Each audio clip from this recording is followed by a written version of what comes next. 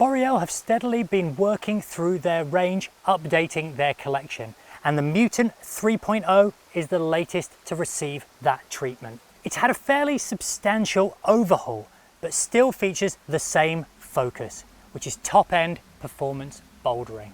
It also features Boreal's stickiest rubber compound, Zenith Ultra 2.0, which is a huge difference from its predecessor. Now, Boreal market the Mutant as being suitable for both bouldering and sport climbing. But from a UK perspective, it's most applicable for bouldering. From a sport perspective, it's something you could definitely use in a super steep cave, such as Santillana in Spain. But when it comes to UK sport climbing, we don't have anything quite like that. So it would ultimately be quite a specialist shoe. Now, whilst the Mutant is indeed soft, it's not super soft, and it does actually have a midsole that gives it a good amount of support on edges throughout the forefoot. In our opinion, this gives it a good balance. It's undoubtedly soft, it's sensitive, but it does have a bit of support, so if you do need to use small edges, it's capable of doing so. The final discipline we haven't touched upon, which is arguably the business that's booming at the moment, is indoor climbing. And this is definitely something you could use indoors, for all the same reasons as to why it is suitable outdoors for performance and top-end bouldering.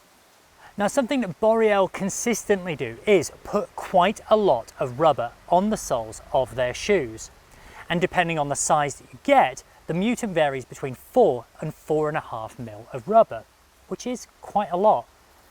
Now, from a durability perspective, this is a positive, especially for those of you who are climbing regularly, indoors and outdoors, and burning through rubber pretty quickly. The downside, and this isn't necessarily a downside, is that out the box they can feel a little bit stiffer and a little bit less sensitive, but they do wear in time.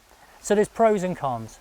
The pros, they last a bit longer. The cons, they might take a little bit longer to wear in and feel a little bit stiffer out the box, which isn't necessarily a con if you like a more supportive shoe.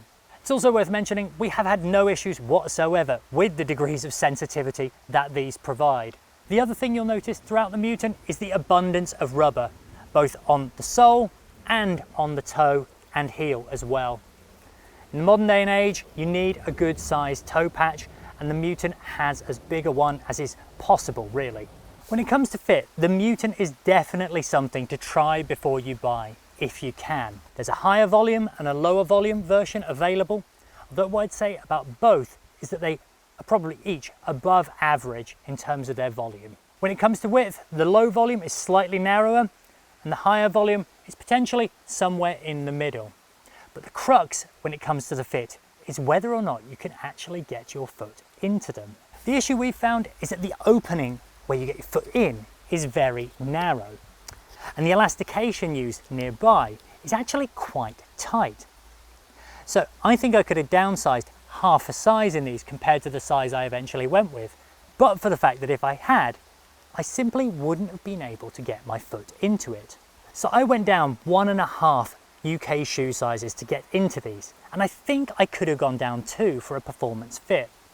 These, after all, are a performance shoe and are definitely something you want to have your toes firmly knuckled up against the end for. That's the reason why the volume in them is a bit higher, because you're going to be bunching your toes right up against the end to get power over that toe.